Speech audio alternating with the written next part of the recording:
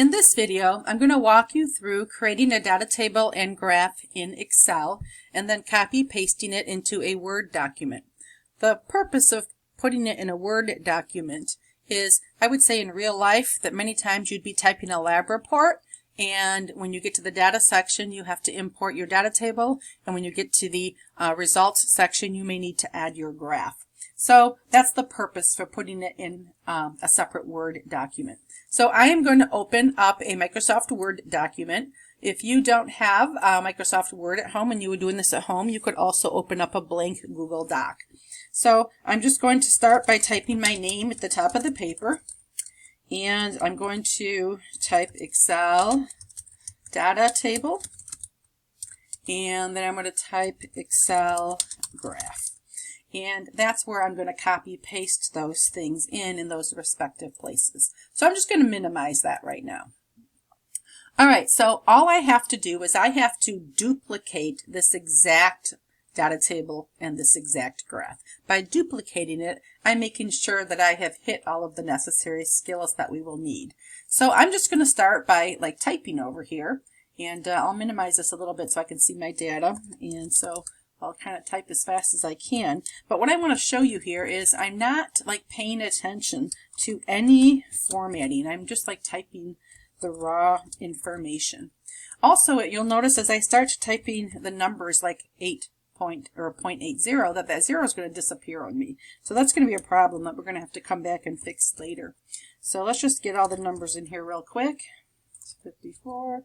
71.20, 92.42, and 104.32. All right, I'm going to go over to the mass column, and notice they're just kind of going all over the place, and I'm not worrying about making it pretty yet. Just get the data in there. So 10.2, and then 11.8. Okay, so now it's time that I can follow along with my directions and work on certain things. So we entered the data, we're going to center and add cell borders to that. So what that means is I'm going to highlight everything, and I'm going to center. This centers it left to right. This here centers it top to bottom in a cell. So we didn't really see it move there, but it did center it top to bottom. So you could, if you wanted to, you could spread this out a little bit to make it a little bit bigger. And then while I have everything all highlighted, up here, I have to stretch this a bit so we can see more of our icons.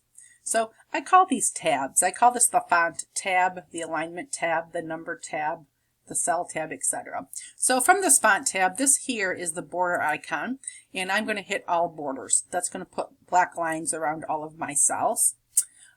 These are called header rows, and header rows is where you have the variable name in the units. Many times people put the units in the same cell as the volume or the mass, but I like to have them in a separate row.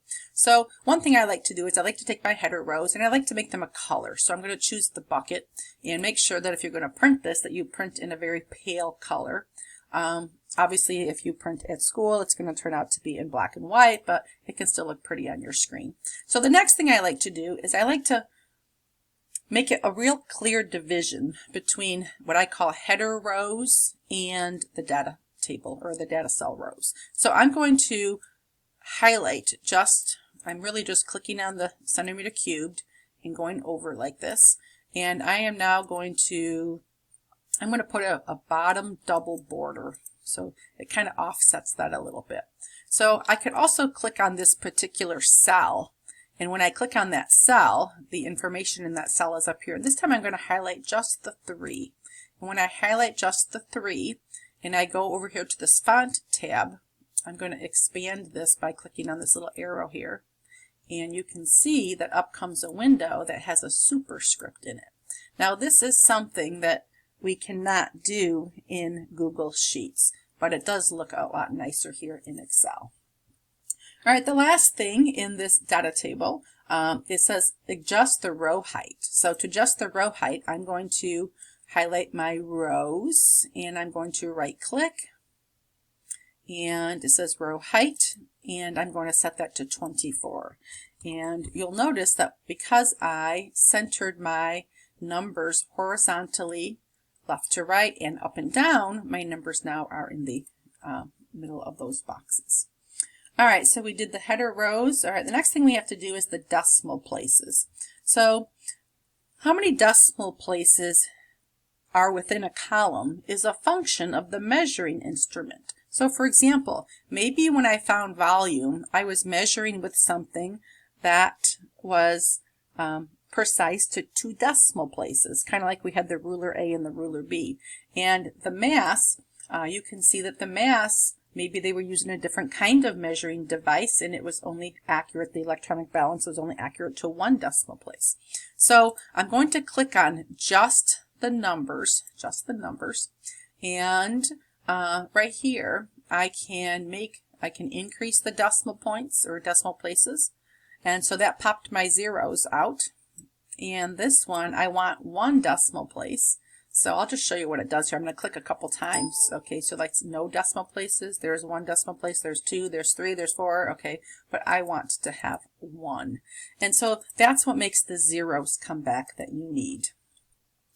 Okay, so I think it's pretty good. All right, so when the data table is ready, we are going to copy paste it into Word. So quite simply, I'm literally copy pasting. So I'm doing Control C, and I'm going to pop open my document, and I'm going to put Control V, and there it is. There it is.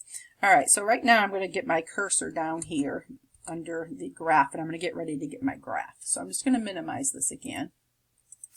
All right, so this time I am going to, for the graph, all right, to create the graph, I'm going to highlight just my numbers. So basically I'm highlighting the white cells, not the blue cells. And I'm going to go to Insert. This is the type of graph, and in Excel they call graphs charts. So I'm going to go look at this chart menu, and the type is always going to be the scatter. And when I click on the drop down arrow, there's obviously different types of scatter. We will always pick the first one. So here goes.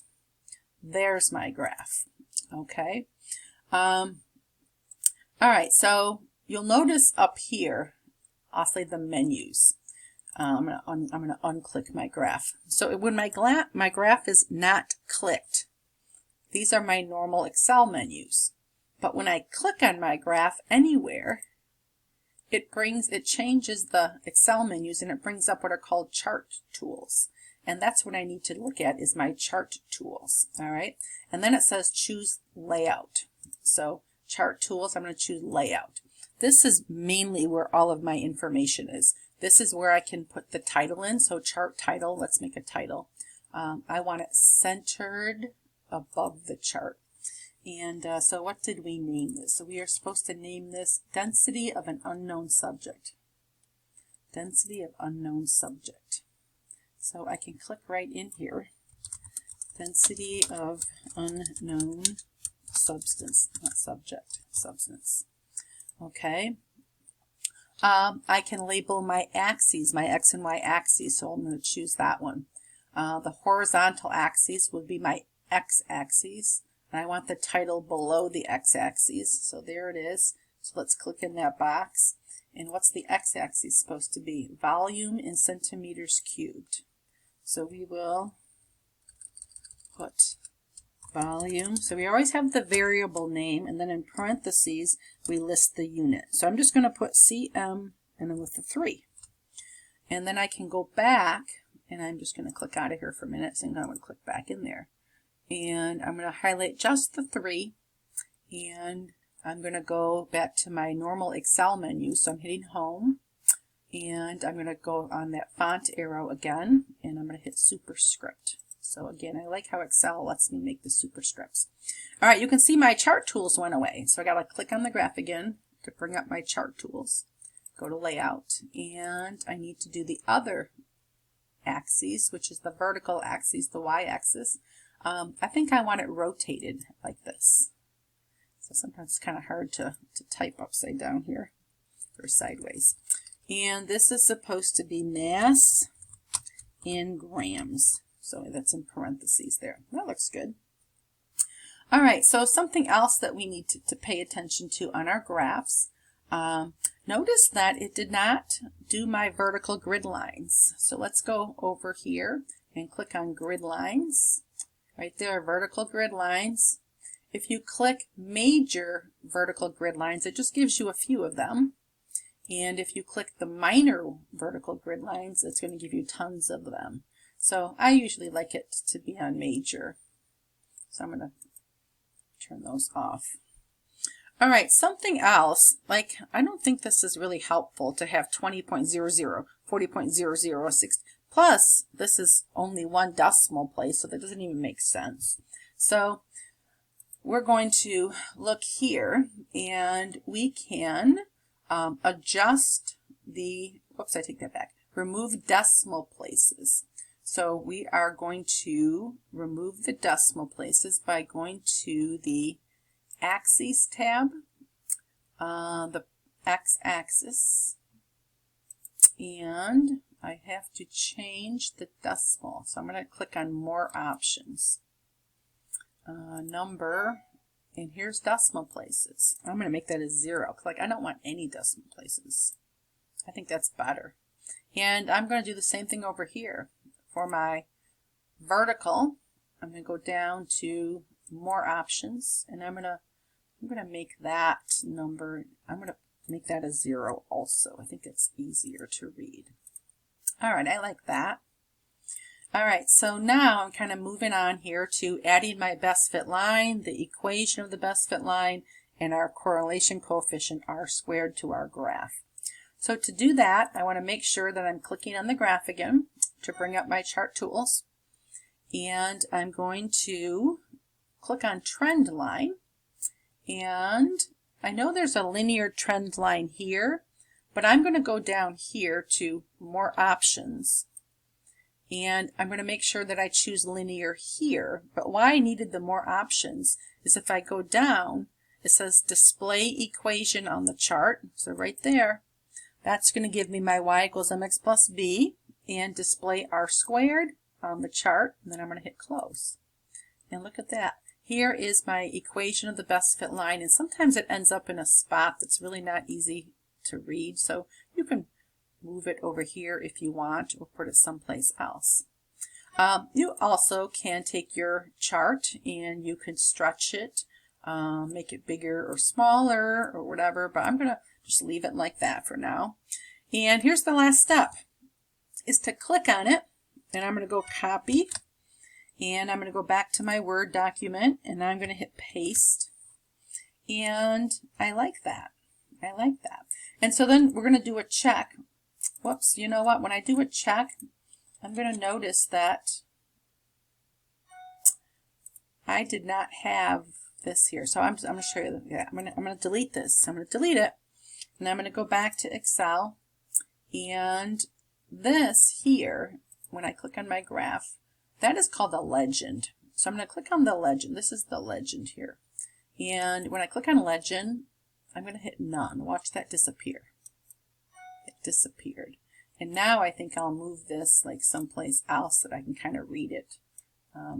Let's slide it over just a teeny bit. All right, I think that's readable. All right, so now I'm going to copy paste that back into my Word document. And I think that's a little bit better and more closely represents what I have over here. So you can see that on the worksheet, it looks like I might have covered, or I probably clicked on the graph and chose my bucket and made that gray. But I'm not going to do that here since we're going to be printing and don't need all that extra ink.